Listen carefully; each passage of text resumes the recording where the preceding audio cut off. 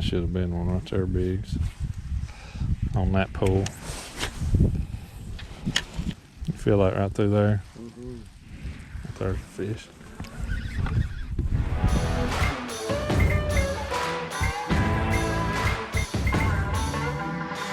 Hey everybody, welcome back. And this is going to be our first attempt, our first ever of these videos for the technique of the month. And I'm pretty excited about this. I think that it'll be a really good series.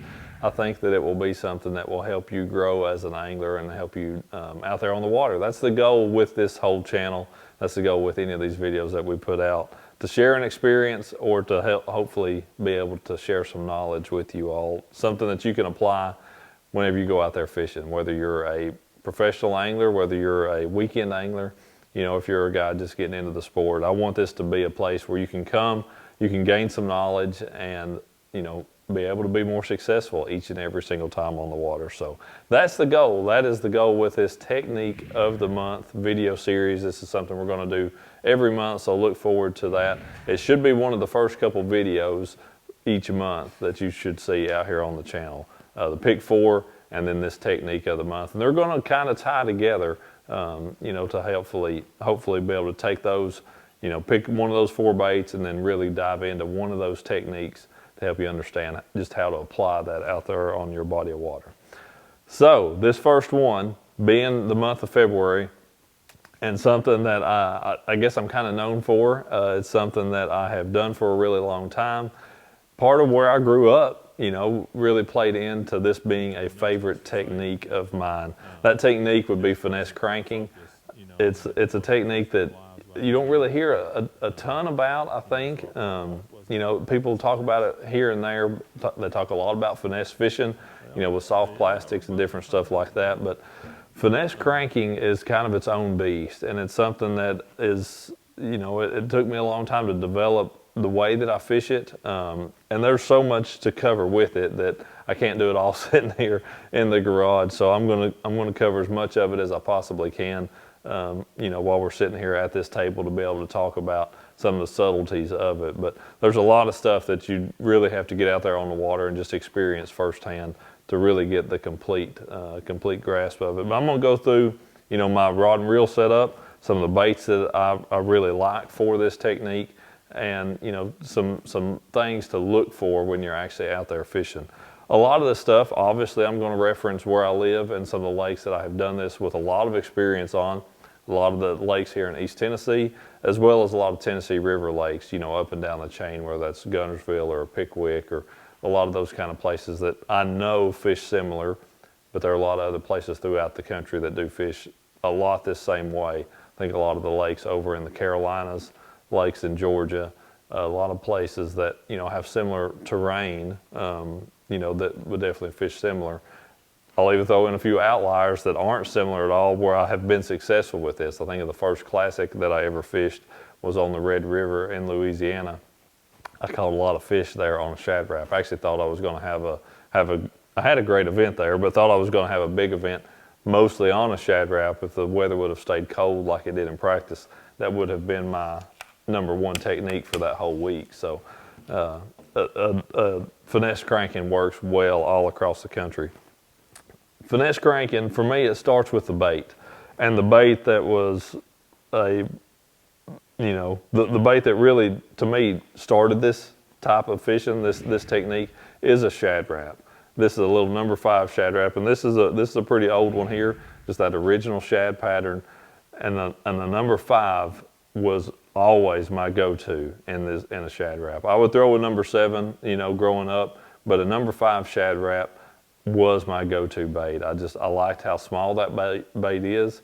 I like, you know, that it generates a lot of bites, but the first 5-pound bass I ever caught and the first 7-pound bass I ever caught were on that little bitty #5 shad wrap. Not this particular bait, but just a #5 shad wrap in general. So don't think when you tie on a #5 that you're strictly tying on a numbers bait. This little dude will absolutely catch really, really big fish. But finesse cranking, to me, this is where it started, at least for my finesse cranking.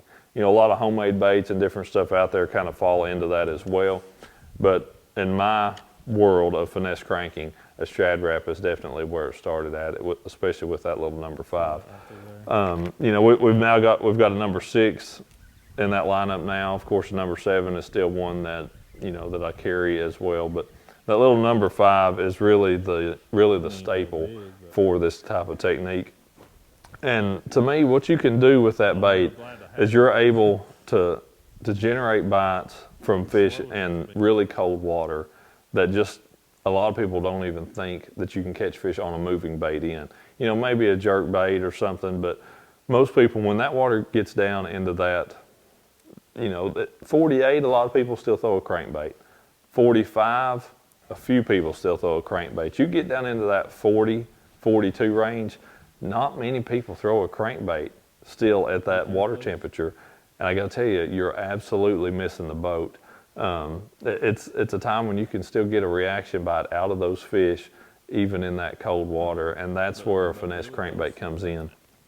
More so, you gotta have the right bait, okay? I can't emphasize that enough. And there's other baits out there. That's just hands down my number 1 favorite. But more so than the bait really is the way that you fish it, okay? This is the part that I'm going to do my best explaining. I've done some videos. I've got some on my channel from actually catching fish with a shad wrap and tiny and, you know, other finesse crankbaits. But I'm going to kind of walk you through a cast and a retrieve in the boat position now, and hopefully help you understand exactly how that goes. So let's take the number 5 for example. The setup that I'll fish it on, I'll go through that in a little bit. But the setup I fish that on, it'll run 6 feet deep, tops. Long cast, 6 feet deep. That's how deep this bait will run. If I'm fishing a bank and I've got deeper water, okay, I've got, you know, 15, 20 feet of water accessible within a pitch of the boat. Okay, that's, you know, that water's there. I'm gonna sit the boat 6, 7, no more, never more than 8 feet deep. This bait will run 6, add 2 feet to that, 8 foot. That's as deep as I'll ever set the boat if I have the choice to do that. I'm gonna make a cast up parallel to the bank. And this will start to depend as you start to see where those fish are at. But most time, I don't want that bait to land in a foot of water, okay? I don't want it to land that shallow. But I probably want it to land in 2 feet of water. So that way, within about 3 or 4 turns of the reel handle, that bait is making bottom contact. Now, if I start to notice that all my bites are coming from 4 or 5 feet, I'm gonna start letting that bait land in 3, you know, to where I'm guessing it's 3 feet deep. If I'm not concerned, I'm not getting bit in that first couple feet of water, I'm gonna eliminate that with my cast, not throw the bait up there quite so shallow. So that's gonna be kind of my boat position plus my casting angle. That's a big thing with finesse cranking, is that casting angle. Because think about it this way. If I'm sitting out here with a boat in 15 feet of water, throwing straight into the shoreline at the edge of the water and bringing that bait straight back out to me, it's only crossing that 3 to 5 foot depth range for a very small piece of that cast. A very small piece is what I'm in the strike zone. If I slide the boat in there to where I'm 8 feet, I'm casting up along the shoreline into 2 feet, my bait is in that strike zone a much greater distance on that cast than it is if I'm fishing perpendicular to the shoreline. If you're fishing more parallel, bringing the bait right down the shoreline, your bait is going to be in the strike zone that much longer. Okay, so that's such a big deal. It's the angle, boat position, bait, landing, bringing that bait back to you. That's a huge part of it. Next is the actual retrieve itself. I'm going to use I'm going to call moderate to slow gear ratio reel. Depending on which bait and stuff, and I'll go through the rod and reel setup specifically here in a minute, but I don't want a fast reel ever with this type of technique. If you like a slow gear ratio reel, you know, a 5/4 to 1 or something, this is a great time of the year, you know, to put that reel to use. So you can definitely do that this time of the year. But the actual cast and retrieve, so I'm gonna cast the bait up there, I'm gonna make a couple turns of the reel handle, try to get bottom contact pretty quick. And then this is where, you know, the water temperature really plays into it. If I'm up near that 50-degree range, I want to keep that bait at a fairly moderate speed. I'm going to keep it moving for the most part. If I feel something significant, I'm going to call it, I'll stop, I'll pause, and then I'll begin that retrieve again. Keep in mind, this pause is never a, okay, here comes something, I stop, I let the bait float up, it's probably floated away from it, now I'm going to continue reeling. It is never that kind of a pause, okay?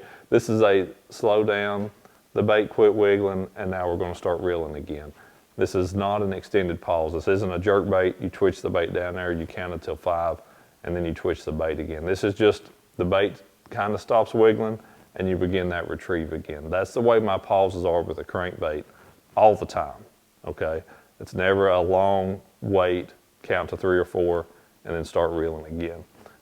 I think doing that, if there's a fish tailing that bait with a crankbait, he's tailing it, he's following it, you pause, you let it sit too long, that fish loses interest.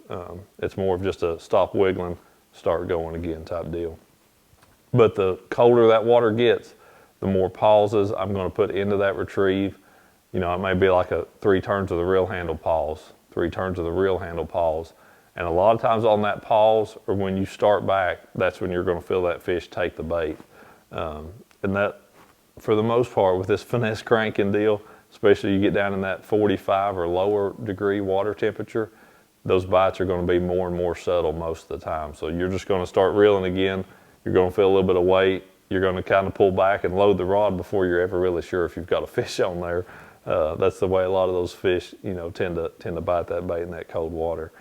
So we've walked through boat position some, casting angle some, and you know, kind of what a retrieve looks like. So really to break down the gear setup that I use for it, I've got 2 different ones set up here. I've got a spinning rod set up. When I'm fishing a shad rap, if it's a 5, if it's a 6, if it's a 7, if it's an 8, it's always on a spinning rod setup. Now, you know, some other baits that I throw that really fall into that finesse cranking category, especially that little tiny. I'll fish tiny on a bait caster most of the time. I will still fish it on a spinning rod on occasion, especially a really windy day. But tiny is heavy enough and shaped well enough that it will cast pretty good on a bait casting setup. For me, that's a Bass Pro Shops cranking stick. This is a 7-foot medium action rod. I will fish it some on a little bit smaller, a 6.6, the Patriot rod in a medium action as well, if I'm really around a lot of targets and stuff. But all in all, my general fishing with tiny, 7-foot medium action Bass Pro cranking stick gets it done. The same reel I fish all my crankbaits on. It doesn't matter if it's tiny or if it's a DT20. This is a Johnny Morse Platinum reel, 6.8 to 1 gear ratio. Again, that's not the slowest one we've got. I could drop to a pro qualifier in a 5.4 to 1 gear ratio, and that would probably be a good move. But I'm so comfortable with this reel. I've used it so much with that 6.8 to 1 gear ratio. I know how to fish it for whatever water temperature I'm fishing in. It's just a comfort zone for me. On this setup, I'm always going to fish it on one of 2 lines. It's either going to be 10 or 12 pound test XPS fluorocarbon line. That 10 pound is what I'm going to drop to if I'm fishing around very, very little cover and I want to get maximum depth out of that little bait. I'll go to that 12 if I'm around heavier cover, you know, or if I don't mind to lose just a little bit of depth. You probably lose, I want to say 6 inches, 4 to 6 inches of diving depth out of tiny, going from 10 to 12 pound test on a cast. So if you're trying to get the maximum amount of depth, definitely want to go with that 10. But if I'm fishing it pretty shallow all the time, you know, I can get by with 12. Doesn't really seem to affect the action of it at all. But that's the setup for tiny. Now, like I said, I will on a really windy day or something, I will throw it on the same spinning rod setup that I throw my shad wraps on.